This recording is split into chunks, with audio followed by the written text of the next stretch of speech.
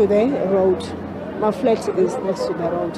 So I don't know, is it unsafe or not? And there is no water, electricity. I'm not okay. Hello Mzansi, and welcome back to our channel. In today's video, we're just going to be going over this witness account of what has happened with the explosion that is still undetermined for the cause of the explosion in Johannesburg CBD area on Bridge Street.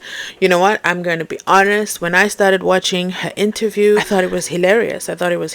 But as she continued to go on with the account, it was just absolutely heartbreaking.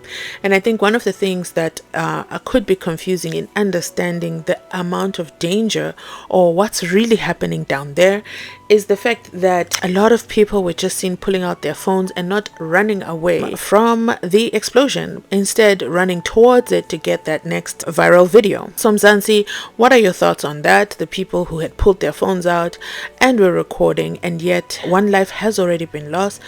May their soul rest in peace. They have identified that victim and their families will be notified. Also, 2 other people remain in critical condition. Please keep them in your prayers, as this is such a serious explosion which remains unknown the cause of the explosion. Egoli Gas has said they are not responsible because if it was anything to do with gas, they would know there's a leakage, and also there would be low pressure with their gas, and their tests have been conducted and show that it is not them. So if it is not Egoli Gas, what gas is it? I mean, guys, in 2023 we have been through a lot. August is next week, and what exactly is left in store for us to shock us this year? We have the Thabo Bester case, the Great Escape. We also had AKA being shot to death in Durban. We also have the Senzo Meyiwa case, which has restarted. I mean, can South Africa take any more mystery this year? Let me go ahead and play the rest of her video so you can also listen to her account. Absolutely devastating. Thanks for watching. Remember to do the things: like, comment, subscribe, share this video so that more people know exactly what happened in the CBD area and what the victims are experiencing. Okay. The incident, I was there in the robot. I was coming to shopping to Boxer, then I just bought 2, whatever it is, grocer, and it was a tragedy to me. Even now, I'm not okay, but I can speak what I saw. Before, the robots were closed for me to cross. Then I just stand there. Then it was a bomb or something that it whereby, I don't know, it came from another way or whatever it is way. Okay, then it was just big bomb, boom, out of the way.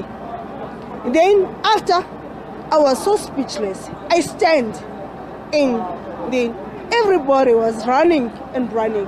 Then what I saw, it was a taxi bounce. Then after bouncing the taxi, I saw there was a mother who is selling the umbila nomroho, whatever it is.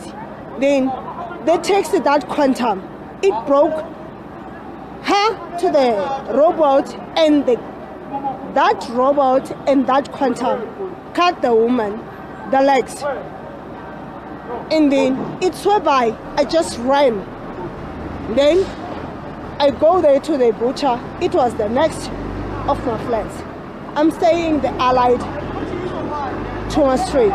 Then after I go there to the butcher, I was saying that close the door. And I was so speechless and I was crying. Then after that, they closed the door. Then after, the sound was so clear. What that feel? It was the dizziness. Then I thought, open the door. I want to go home. Then when I came out. Then after I came out, I see the taxi. That taxi that explode in front of me.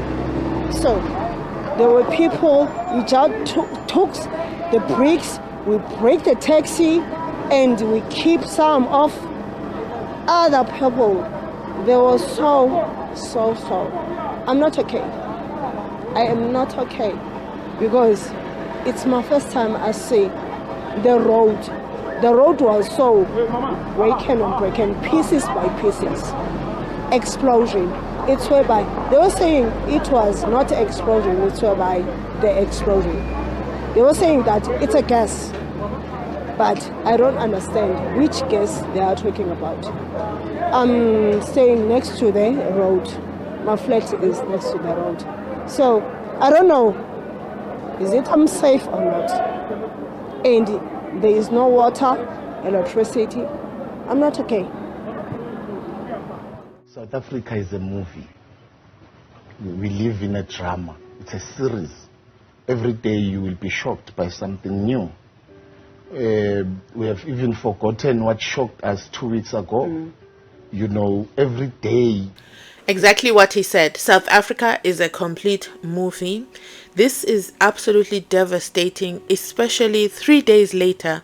We still do not know the cause of the explosion. Are we safe? I don't know if you guys got to watch the CCTV footage that was shared, and where you see the force that the taxi is thrown in the air and then thrown back down. This is absolutely devastating that there are no answers. And is this the year that South Africa goes into a day of national prayer?